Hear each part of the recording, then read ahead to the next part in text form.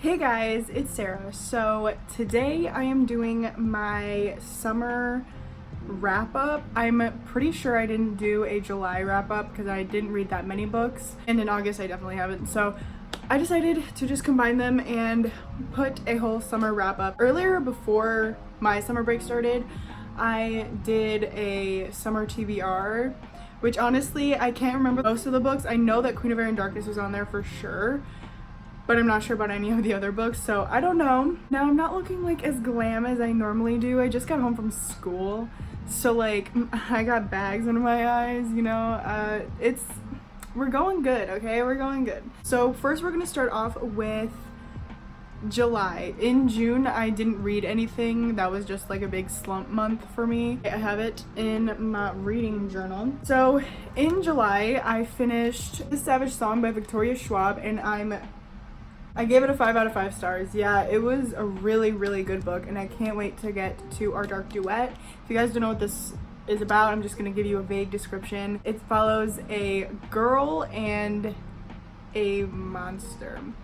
And basically, like, it kind of gives me Romeo and Juliet vibes. Like, they're two different sides, so they're kind of divided. They should hate each other. But yeah, it was such a good read, and I remember seeing this in the stores. I think when it first came out, I seen this in Target, and I just remember thinking like, this Savage Song, like I was such like a book judger, but I was like, this Savage Song, that was whenever like everything was like savage and all that shit, you know? When like everybody says, oh, that's savage and all that, you know, when everyone used that word. I don't know, maybe that was just where I'm from, I don't know. And then I just didn't really appeal to this book because it had this Savage Song, but it was so good, and I'm so regretful that I didn't pick it up sooner. I tabbed it like crazy. I just loved it so much. The next book that I read is a graphic novel, and that is The Prince and the Dressmaker by Jen Wang. I picked this up literally on a whim. It wasn't what I thought it was. At first I thought it was like a love story, just because I didn't know anything about it, but I liked the other version. I like this version better. This follows a prince. He likes to go out at night as Lady Crystalia, and this girl right here, I kind of forgot her name. I feel like it's Jamie. No, it's Frances. She is the dressmaker for him. They're like best friends. It's so cute, and I love it. It's really cute. Okay.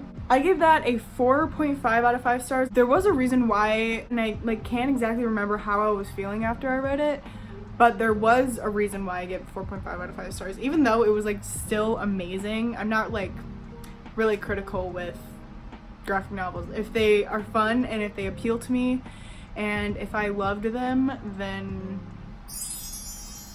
it's a 5 out of 5 stars. So the next book that I read is Alex Approximately by Jen Bennett. I enjoyed this book. This is just like a fluffy contemporary book. I don't really find these to be that great. Like I find them to just be like book slump worthy, I guess. This was actually pretty good. I think I gave this like a 3.5 out of 5 stars. To be honest, I bought it for the cover, but it was a good book nonetheless. It was kind of funny, and it was definitely more like adult, I guess you could say. I wouldn't say new adult, but like right below that, you know what I mean? This follows a girl, oh my god, I can't remember her name, Bailey. This follows a girl, Bailey, and she moves to California, I think. She moves somewhere, and in that place she meets this guy Porter, who she hates, but she's also talking to this guy online, and she really likes him, and he's actually where she moved to. So it's kind of like this weird love triangle, even though it's like not, because Porter and the other guy are the same people. I thought it was alright for what it was. It was just a regular old fluffy contemporary. This actually got me out of my book slump, so yeah. The last book that I read, which is A Curse So Dark and Lonely by Bridget Kemmerer. I read this physically, like purely physically. Normally what I do, which if you guys like have been watching me for a while, you know that I normally listen to an audiobook and like follow along and tab. But I read this physically, and I'm not mad that I did that. I tabbed it a lot. At first when I finished it, it didn't seem all that great. I gave it a 4 stars, but I feel like I kind of want to bump it up to a 4.5 stars. So basically, if you guys don't know, this is sort of a really popular book But if you guys don't know, this follows a girl who has cerebral palsy.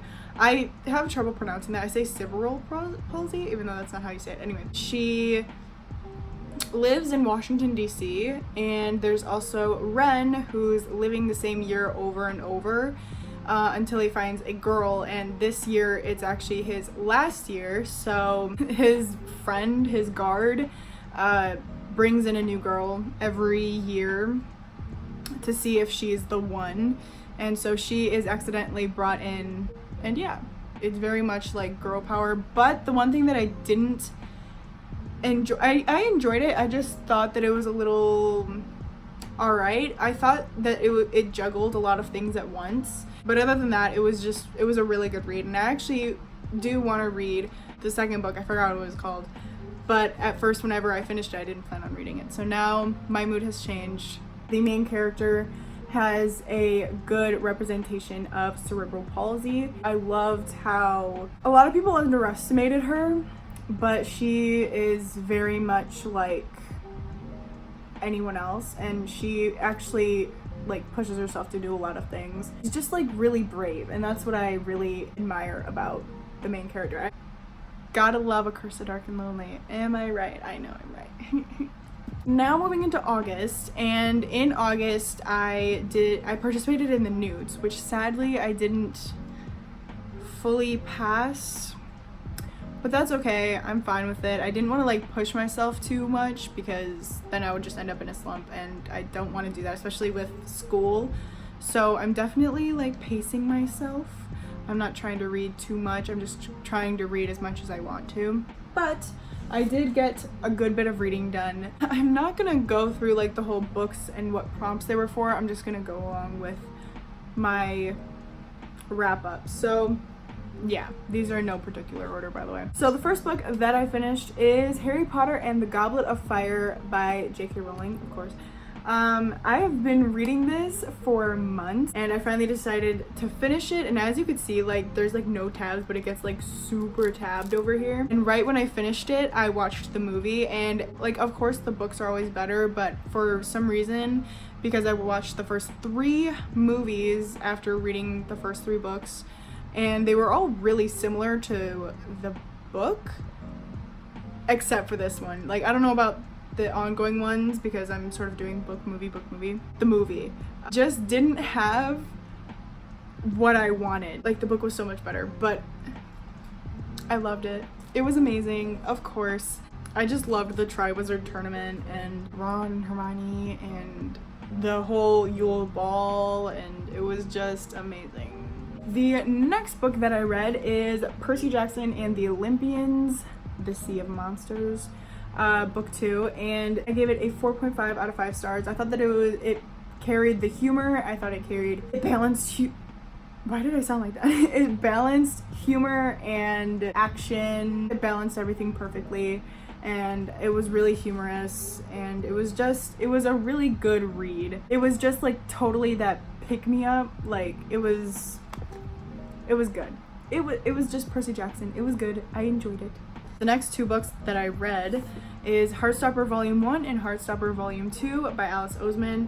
I loved these. These were definitely a 5 out of 5 stars for both of them. The first one was definitely that like cutesy one, and I really enjoyed this for the cutesiness, and it was just so cute. But the second one, I think I might have enjoyed this one better just because it's like self-discovery, trying to see who he really is, and like whether he's bisexual or if he's gay, or just what, like he's trying to figure out who he is and who he wants to be, and he knows that he likes Charlie.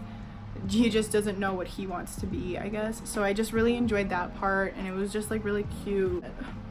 It's such a cute scene. I loved it. It was amazing. Okay, it was just amazing. The next 2 are definitely famous ones as well, and that is Fence Volume 1 and Fence Volume 2. The first one was a 4.5 out of 5 stars, and the second one was a 5 out of 5 stars. I tend to really like second books better, I guess. The first one was really good. They're kind of like meshing together in my mind right now, so I can't really talk about what I enjoyed specifically about each book, but together they were amazing, and it makes me want to join fencing.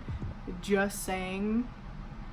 Just putting it out there. I really enjoyed this. These were really good. Very great pick-me-ups. I enjoyed it. I need to get to the third one.